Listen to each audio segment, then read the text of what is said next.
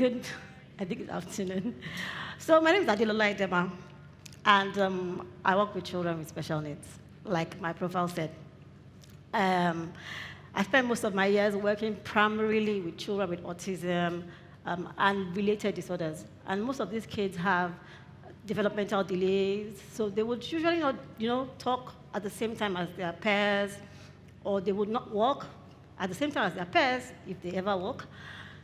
So a lot of these children are people that parents would just generally think, oh, this one is not like the rest, it's different. And I remember my first time in an autism center where I worked during ASU strike. I volunteered there, and then they were trying to integrate some children in mainstream schools. They had been through therapy, the initial behavior therapy, speech therapy, and they felt, oh, this child can now be mainstreamed. But I wondered, why are they being mainstreamed? Like, can they go to regular schools? Because I had gone there at that time. Because, I studied education at university anyway, so I thought about children with special needs. Oh, what will happen to them? I did one course then that talked about people that were uneducable. And so I was like, what will happen to this kind of children? But then I got to the center, and they were going to push them to mainstream schools or integrate them in mainstream school, which is the appropriate language. And I started to wonder, I didn't grow up like this. I didn't grow up with this kind of children in my school. I didn't even know autism existed until much later. Even Down syndrome and cerebral palsy. Now I meet adults with Down syndrome and cerebral palsy, and I wonder where were they all along? Are they always been in this same, in the same Akure that I grew up? I grew up in Akure, or even in Lagos, or anywhere, because they were not around me. It wasn't because they were not existing. It was because they had been kept at home. Many of them, a number of them, their parents kept them at home. Even when they tried to take them to schools, school would say, oh, sorry, this child cannot be here. We can't handle this. That was even the parent that was brave enough to try. And the ones that didn't have this kind, some children with autism would scale through that initial process of admission. They would get in, then the parents would get a call and say, sorry, this child, we don't understand. Can you take this child out? And so, even dyslexia, that is not as, that affects reading, so the child is talking. But the child is not learning as the rest of the kids in the class.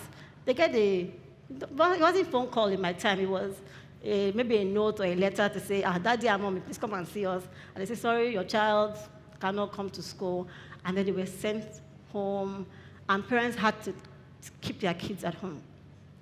Many years later, we have special schools, and we have a few inclusive schools in Nigeria right now. So we have special schools for children with autism, and then they do therapy to help them live more successful lives. And some schools would support them appropriately, like the one I work. We support the children so that they can learn with their peers. But there are schools in Nigeria that would they'll be nice and tell the parents, oh, bring your child, don't worry, that they keep the child somewhere.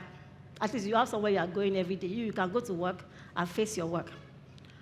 But education is actually not taking place, because it's not about the child having somewhere to go, but for the child to actually have an education, to learn the same basic skills that we are learning, life skills, academic skills that can help that child fulfill their purpose or their destiny. I want to quickly show you. I have a friend who is Tobilo Bajai. Oh, I can see that she has people that know her. She's quite popular. She has cerebral palsy, and she didn't work till she was 12. But she started school at about 3 years old because the school was willing at that time to take the risk. To say, okay, yeah, let her come in. She wasn't working, her neck wasn't firm because she had late development. But because the school took her in, first of all, the other children appreciated her. And they helped her, they supported her. And then she was able to go through school, and she has a master's in law.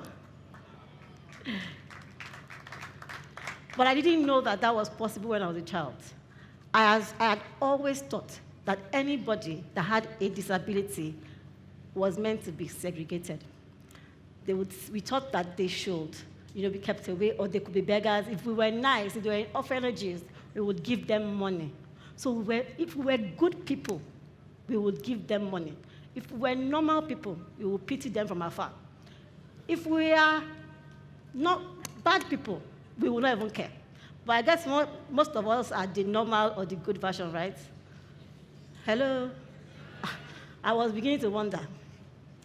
So, because we always thought that they should be segregated, our educational system really didn't prepare for them.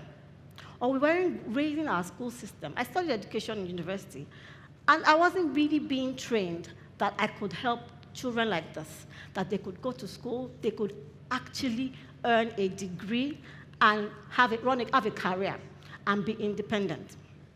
And except we begin to think of them, of a possibility of them being educated and living a successful life, we will not build an educational system that welcomes them. Funny enough, Nigerian policy of education acknowledges children with special needs. It's one thing to have it on paper. It's another thing to do something about it, to create a structure that works, to empower the people, because it's people that do these things. So you can have a policy, and if the teachers are not equipped, then who's going to carry it out?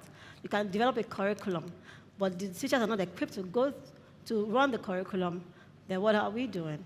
If you don't have special educators being trained, then we really are not going to have an effective special education system for children that have these needs.